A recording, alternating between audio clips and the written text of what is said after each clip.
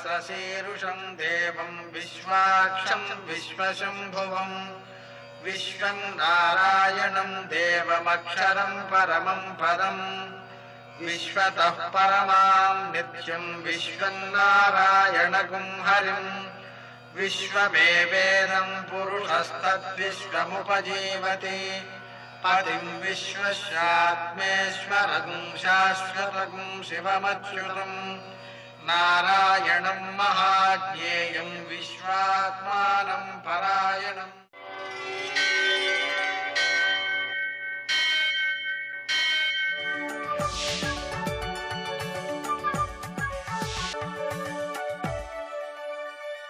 सूर्यशौर्यमथेन्दुरिन्द्रपदवी सन्मङ्गलं मङ्गलम्। मृत्युंजयाय रुद्राय नीलकंठाय संभवे अमृतेशाय सर्वाय महादेवाय ते नमः। నేటి కాలమాన విశేషాలను గమనించండి. స్వస్తి శ్రీ చాంద్రమాన మన్మథనామ సంవత్సరం దక్షిణాయనం శరదృతువు ఆశ్వయుజమాసం శుక్లపక్షం సోమవారం.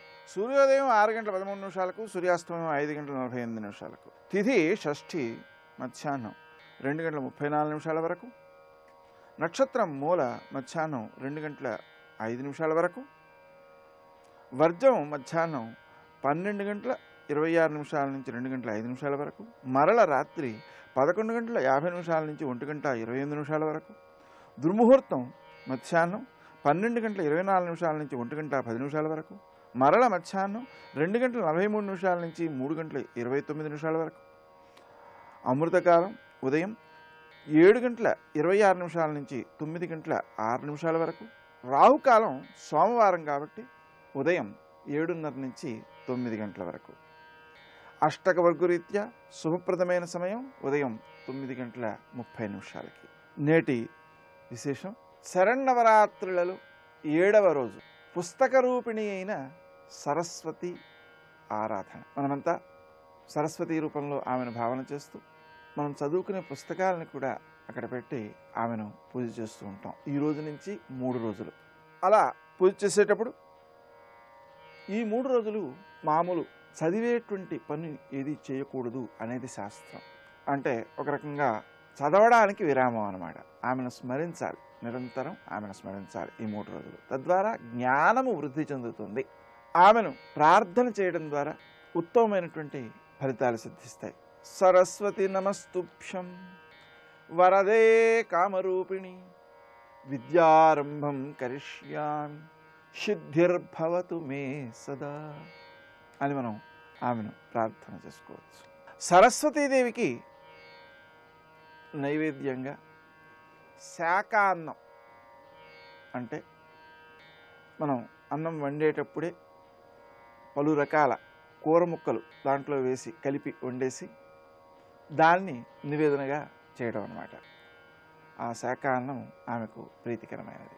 మరికొన్ని విశేషాలలో ఈరోజు ప్రదోషం ఉందండి. ఆ కారణంగా సాయంకాలపు వేళ సూర్యాస్తమయం నుంచి 1:12 నిమిషాల పాటు శంకరుని యొక్క ఆరాధన, అభిషేకం, మారేడు దళాలతో పూజ, శివనామ స్మరణ ఇవన్నీ కూడా సత్ఫలితాలను అందజేస్తాయి. నేటి ఆణిముత్యాలు.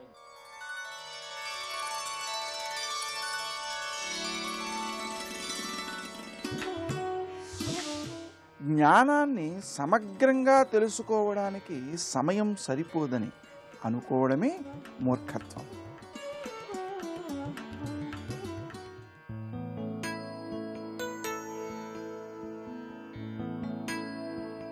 సాధించలేనిది, సాధనతో రానిది, సమూలంగా నాశనం చేయలేనిదే సహజ సిద్ధమైన ప్రేమ.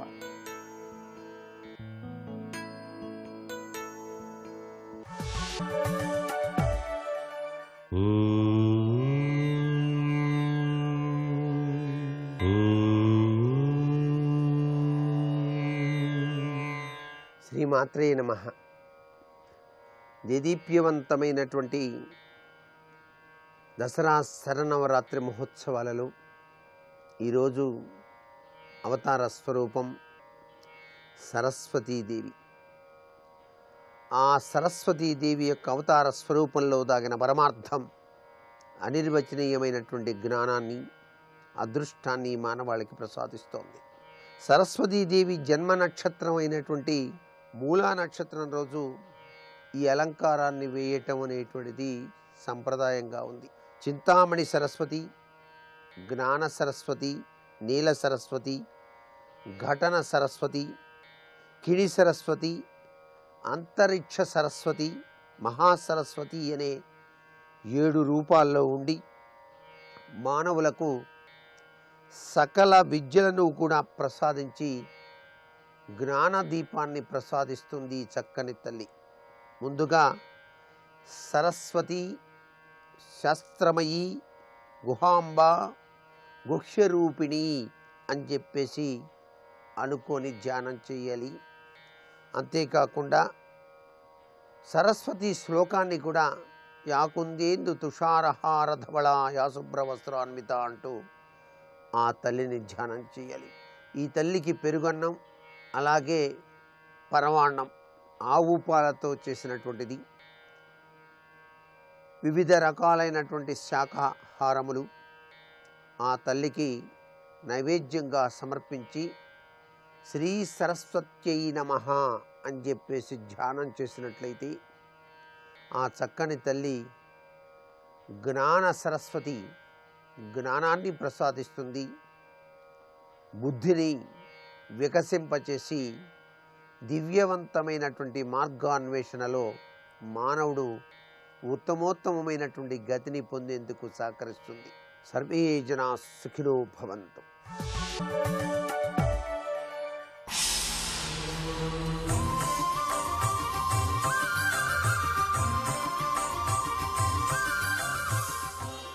శతక సాహితీ సరస్వతికి నమస్కారం.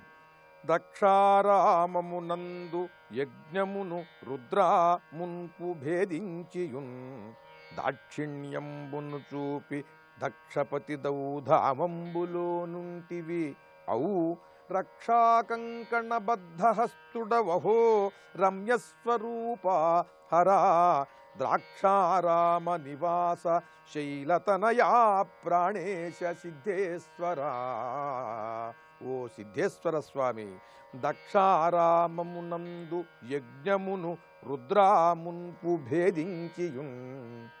దక్షుడు యజ్ఞం చేస్తూ నిన్ను ఆహ్వానించక అవమానం చేస్తే ఆ సమయంలోనే నీ భార్య అయిన సతీదేవి అక్కడకు వెళ్ళి అవమానింపబడి అక్కడ తనను తాను దగ్ధం గావించుకుంటే ఆ విషయం తెలిసి నువ్వు వీరభద్రుణ్ణి సృష్టించి రుద్రగణాలను పంపించి ఆ యజ్ఞాన్ని ధ్వంసం చేసి ఆ దక్షుణ్ణి శిరస్సు ఖండించావు. ఆ తరువాత దయదలిచి ఆ దక్షుణ్ణి బ్రతికించావు. దక్షుడు కూడా తన తప్పు తెలుసుకుని నిన్ను శరణు వేడి నీ మూర్తిని అక్కడ ప్రతిష్ఠించాడు. అది దక్షారామమైనది. ఆ దక్షారామములో చేసినటువంటి తప్పుని తెలుసుకున్న దక్షుణ్ణి దయదలిచి పశ్చాత్తప్తుడైనటువంటి దక్షుణ్ణి కరుణించి ఆయన ప్రతిష్ఠించినటువంటి చోట లింగరూపుడవై వెలసి సకల భక్తులను కూడా అనుగ్రహిస్తున్నావయ్యా. నువ్వు నీకు అపకారం చేసి అవమానం చేసినటువంటి వాడు కూడా తప్పు తెలుసుకునే శరణు వేడి మళ్ళీ నీ మూర్తిని ప్రతిష్ఠిస్తే ఆ మూర్తి యందు నీ సకల శక్తులతో నువ్వు అక్కడ నివసిస్తూ సకల జనులను అనుగ్రహిస్తూ ఆ ప్రతిష్ఠ చేసినటువంటి ఆ వ్యక్తికి కూడా పేరు ప్రతిష్టలను తీసుకొని వస్తున్నావంటే నువ్వు ఎంత కరుణామయుడవు. దక్షారామమునందు యజ్ఞమును రుద్రా మున్పు భేదించియున్ దాక్షిణ్యంబును చూపి దక్షపతి దౌధామంబులో నుంటివి ఔ రక్షాకంకణబద్ధహస్తుడవహో. ఎవరైనా సరే నిన్ను శరణు వేడితే వారిని రక్షించటమే నీ యొక్క కార్యముగా కర్తవ్యముగా పెట్టుకున్నటువంటి వాడవు. రమ్యస్వరూప, ఓ భోగలింగేశ్వర, ద్రాక్షారామమునందు వెలసిన ఓ భోగలింగేశ్వర స్వామి, హరా ద్రాక్షారామ నివాస శైలతనయా ప్రాణేశ సిద్ధేశ్వర.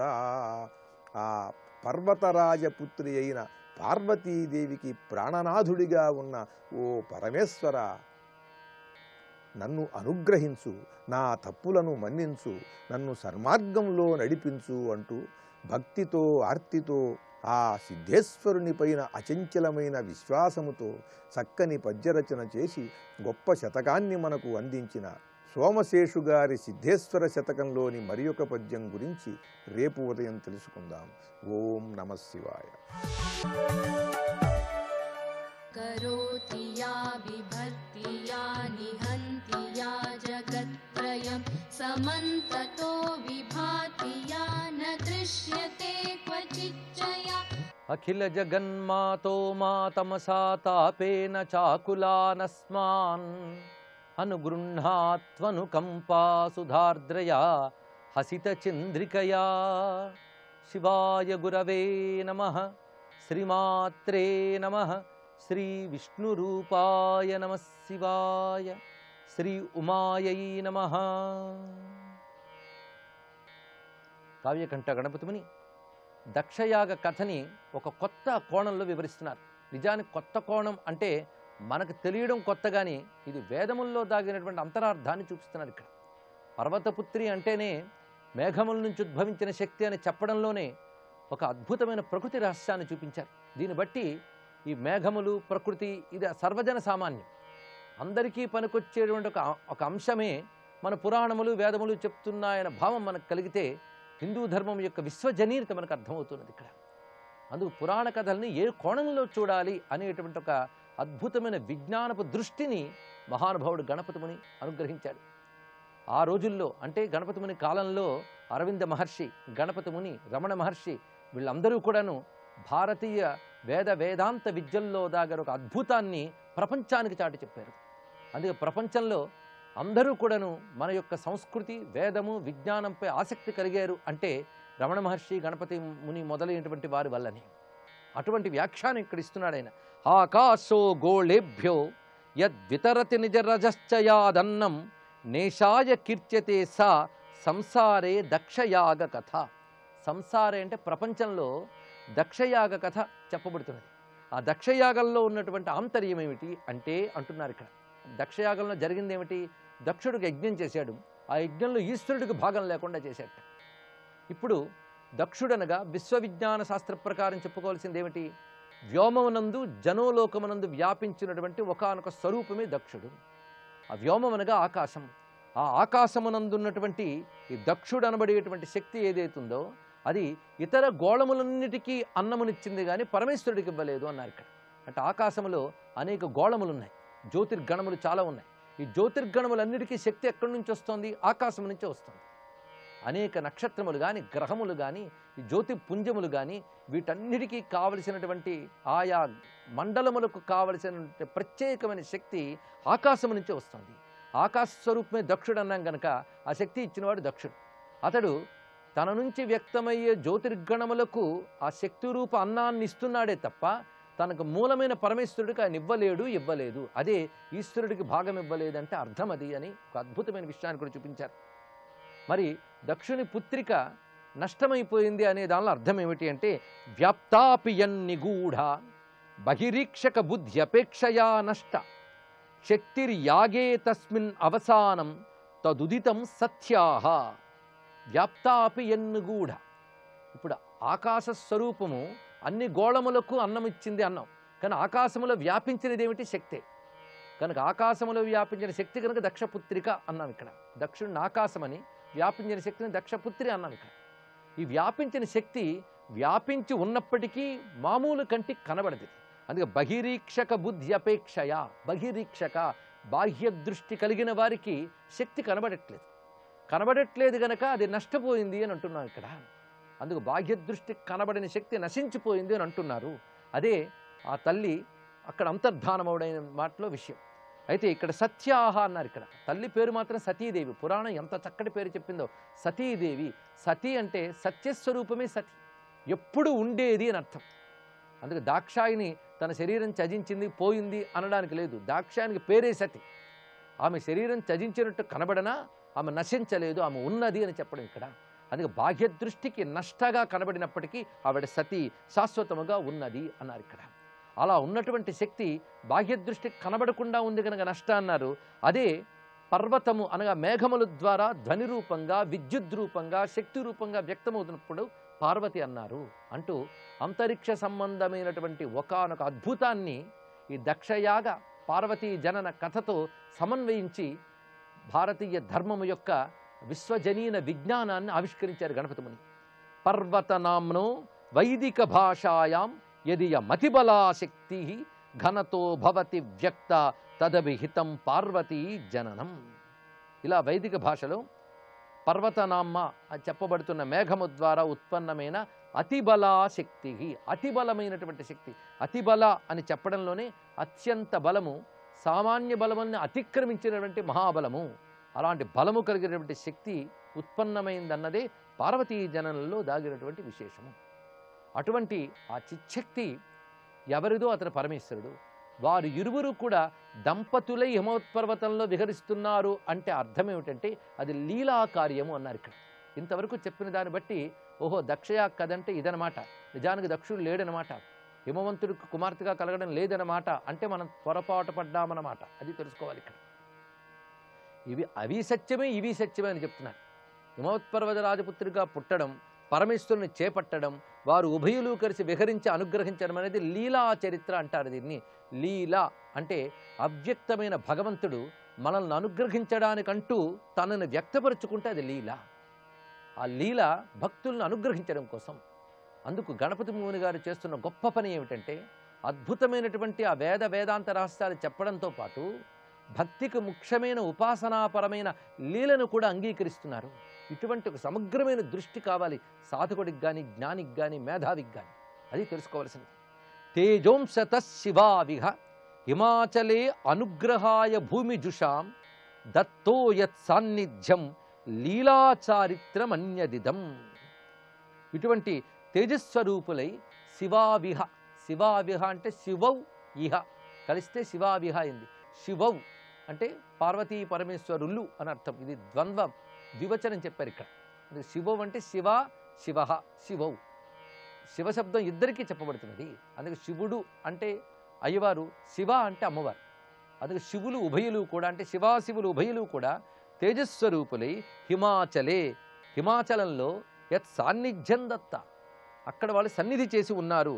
ఎందువల్ల అంటే భూమిజుషాం అనుగ్రహాయ, భూమిలో ఉన్నవారిని అనుగ్రహించడానికి. అంటే భూమిలో ఉన్నవారంటే మానవులు, తపస్సులు, సిద్ధులు, సాధకులు, ఉపాసకులు, వీళ్ళందరిని అనుగ్రహించడం కోసమని ఆ భవ్యమైనటువంటి పరమేశ్వరుడు పరమేశ్వరుని యొక్క శక్తి దివ్య దంపతులుగా హిమవత్ పర్వతములో వ్యక్తమయ్యారు. ఇది లీలాచారిత్రమన్యదిదం, దీన్ని లీలాచరిత్ర అంటారు అన్నారు.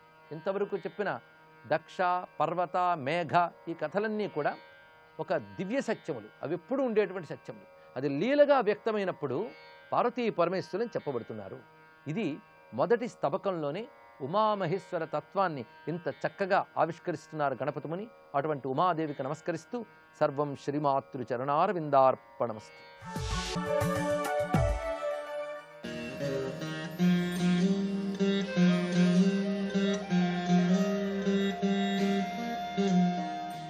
నవరాత్రి విధానాల పాటింపులో మూలా నక్షత్రం రోజున ఆ జగన్మాతను సరస్వతిగా అలంకరించి పూజిస్తారు.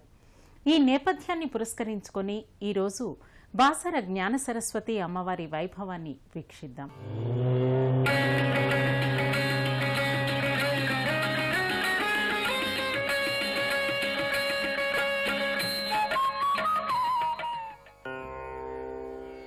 పరమ పావని, శాంత స్వరూపిణి, సకల విద్యల భాగ్యాన్ని కలిగించే కరుణామయి, జ్ఞాన సరస్వతి కొలువై ఉన్న సుందర ప్రశాంత క్షేత్రం బాసర. సాక్షాత్తు జ్ఞాన సరస్వతి కరుణా కటాక్ష వీక్షణాలతో పునీతమైన ఈ దివ్యక్షేత్రం ఆదిలాబాద్ జిల్లాలో పవిత్ర గోదావరి నది సమీపాన ఉంది.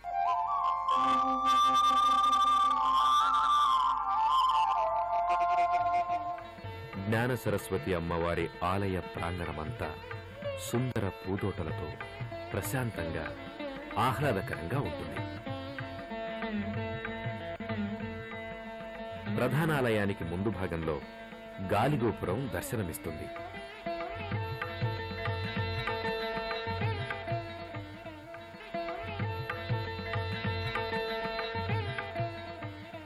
ప్రధానాలయ ప్రాంగణమంతా భక్తులతో సందడిగా ఉంటుంది. ఓం సరస్వతి మాతయే నమః అంటూ స్మరించుకుంటూ భక్తులు ఇక్కడ అమ్మవారి ఆలయం చుట్టూ భక్తి శ్రద్ధలతో ప్రదక్షిణలు చేస్తారు.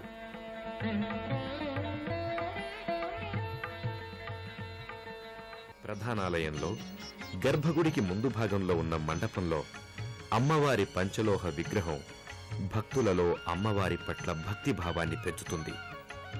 ఇక్కడ విధిగా ఉంచిన పీఠంపై అమ్మవారిని స్థాపించి ప్రత్యేక అర్చనలు, అభిషేకాలు నిర్వహిస్తారు.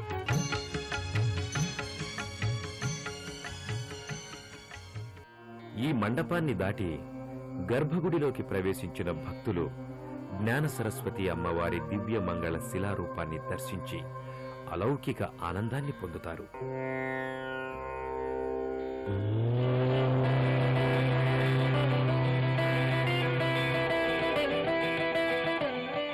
శారదా లలితావాణి భారతీ సుందరీ పర రమాకాళీ భగవతి చారువీణ ధరాశుభ గాయత్రీ శాంకరీ శుద్ధా మునివృంద నిషేవిత సంపత్కరీ సుధా సాధ్వి సర్వకారణ రూపిణి అంటూ భక్తితో అమ్మవారిని ప్రార్థిస్తూ చేతులు జోడిస్తారు. అమ్మవారి విగ్రహానికి పక్కన మహాలక్ష్మి అమ్మవారి మూర్తి రూపం కూడా భక్తులను భక్తి పారవస్యంలో ముంచెత్తుతుంది.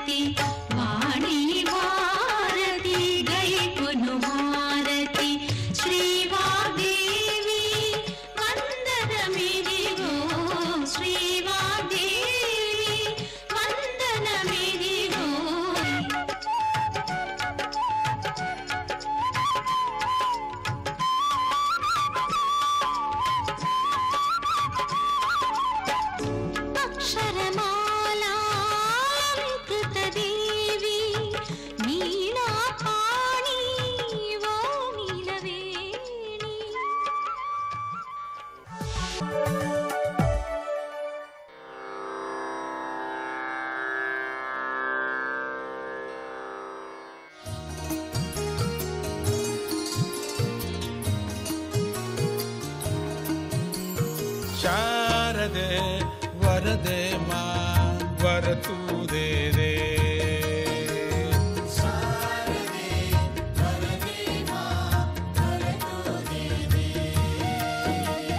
ಶಾರದೆ ವರದೆ ಮಾ ವರತು ದೇ ದೇ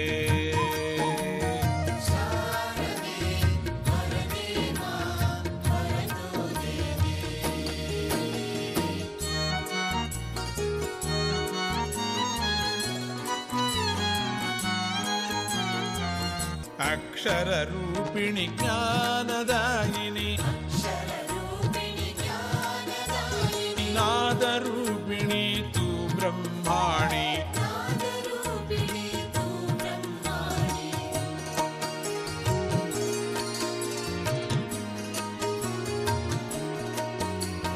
ಶಬ್ದ ರೂಪ ತು ಶಾಸ್ತ್ರ ರೂಪ ತು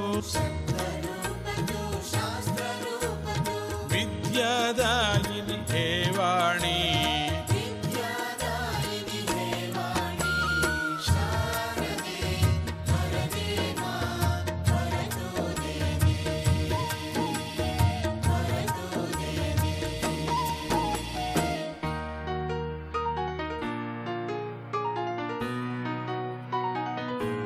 ಮಂತ್ರ ರೂಪ ತು ತಂತ್ರ ರೂಪ ತು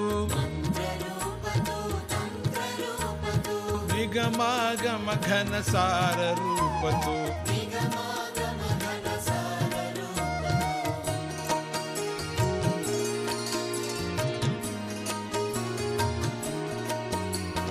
ಮಧುರ ಗೀತತು ಮಂಜು ಭಾಷ್ಯತು ವೀಣಾಧಾರಿಣಿ ವಿಧಿ ವಿಲಾಸತು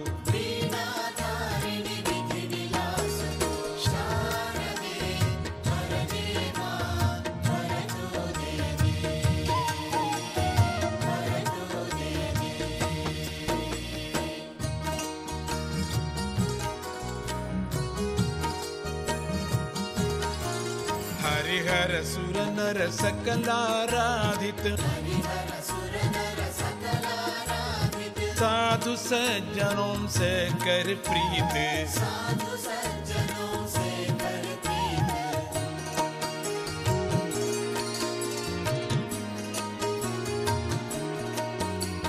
श्वेत वस्त्र धर श्वेत कमल पर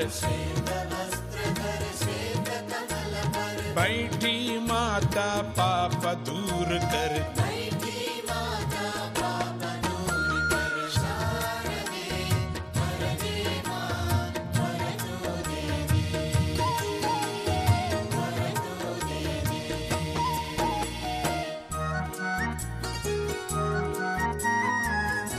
बुद्धिनाशिनी कामितदायिनी मंगल रूपिणी क्षीर भवानी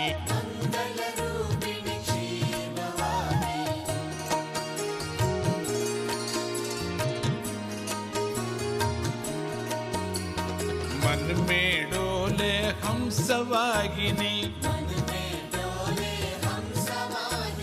सच्चिदानंदिनी गीर्वाणी शारदे वरदे मां वरतु दे दे।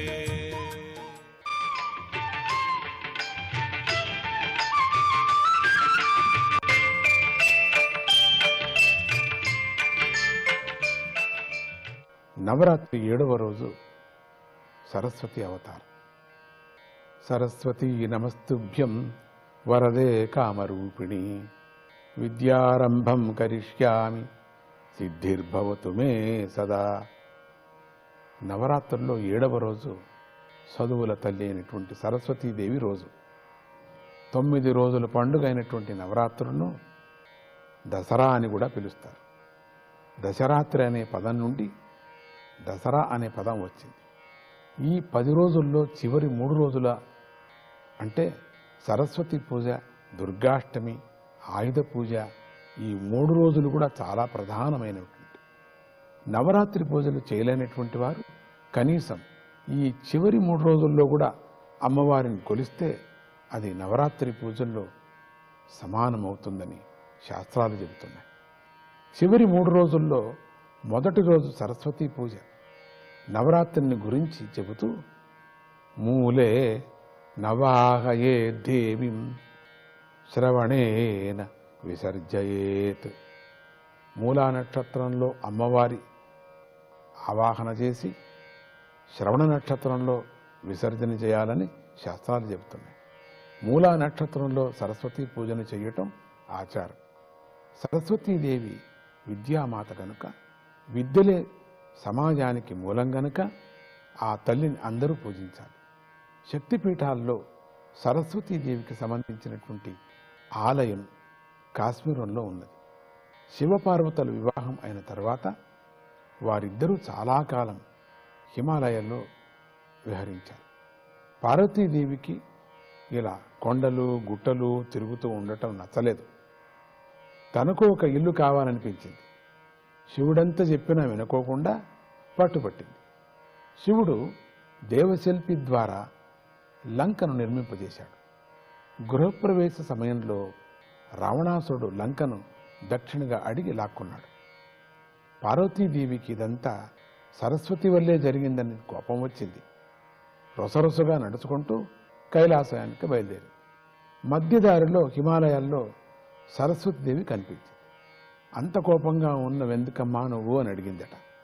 అప్పుడు ఆ పార్వతీదేవి, అంతా నీ వల్లే జరిగింది. నువ్వు రావణాసురుడి నాలుక మీద కూర్చొని లంకను దక్షిణగా అడిగేటట్లు నువ్వు చేశావు అన్నదట.